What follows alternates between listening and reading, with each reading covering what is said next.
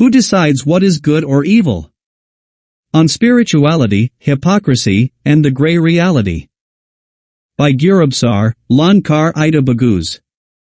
In our current era, there is a remarkable rise of so-called spiritual guides, coaches, and modern sages who proclaim their truths through social media, podcasts, and lectures. Open Instagram or YouTube, and you are flooded with short, catchy statements from various self-proclaimed gurus such as, "Don't give respect to bad people. Remove negative energy from your life. Set boundaries and choose yourself." At first glance, these sayings seem liberating. They offer a clear framework in a confusing world. Especially for people who have just left a toxic relationship or struggle with toxic behavior around them, such phrases can provide initial support. But there is a deeper paradox hidden in these popular wisdoms. They are simplistic, morally vague, and often socially destructive. Because who decides who is good or what bad means? Psychologically, the need to quickly categorize others is completely understandable. Our brains naturally seek clarity, safety, and predictability. It's more comfortable to label someone as good or bad than to examine their behavior in the context of their past, environment, and inner struggles. Yet reality is rarely so black and white. Most people present their best side at the beginning of any relationship, whether friendly, romantic, or professional. Kind, agreeable, attentive. Only when conflicts arise or interests clash do deeper layers of character emerge. Even then, a person's behavior often reflects trauma, fear, or social pressure rather than bad intentions. Everyone knows a situation where a colleague, family member, or friend seemed wonderful at first until something went wrong. Think of the helpful neighbor who gossips behind your back, the charming lover who turns out to be manipulative, or the loyal coworker who abandons you at the first conflict. But does that automatically mean these people are bad? Or are they simply humans with shadow sides, just like all of us? Betrayal knows no age. Young or old, the human heart remains malleable, not always by love, but often by self-interest.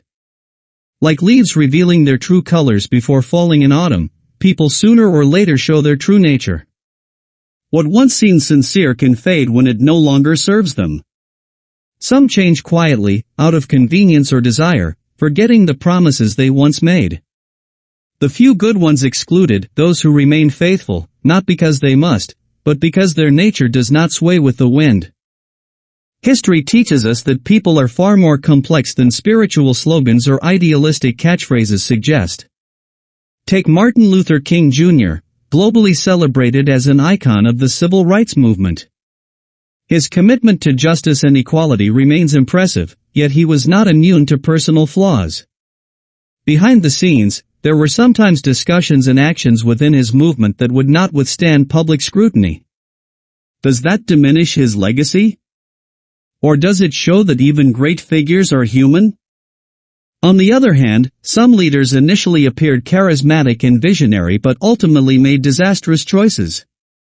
Consider Adolf Hitler, who during the economic and social turmoil of 1930s Germany inspired millions with promises of recovery, national pride, and order. His rhetoric sparked hope but led to destruction and terror. This demonstrates how dangerous it is to judge people solely by their words or appearance. Their true character often reveals itself only through the consequences of their actions. Figures like Napoleon Bonaparte or Mao Zedong also illustrate this ambiguity. They combined charisma and vision with a lust for power and cruelty. Time and again, heroism and error, inspiration and deception coexist within one person. That is why it is essential to view historical figures in their entirety not as saints or monsters, but as humans with contradictions, choices, and consequences. The lesson is clear: people are rarely one-dimensional. Good and bad are not fixed traits but dynamic processes tied to power, context, and inner development.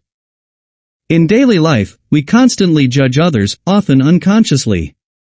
The friend who cancels plans, the colleague who criticizes, the partner who distances themselves, the doctor who gossips about patients. We quickly think, she's negative, he's disrespectful, this feels toxic. But projection is always lurking. We see in others what we'd rather not recognize in ourselves. Therapeutic traditions teach us that those who affect us deeply often mirror something within us. Someone who is too direct might trigger our own fear of being heard. Someone distant might touch on our loneliness. By avoiding these mirrors under the guise of bad energy, we miss opportunities for self-knowledge and healing. What makes this trend even more troubling is how the spiritual industry exploits vulnerability.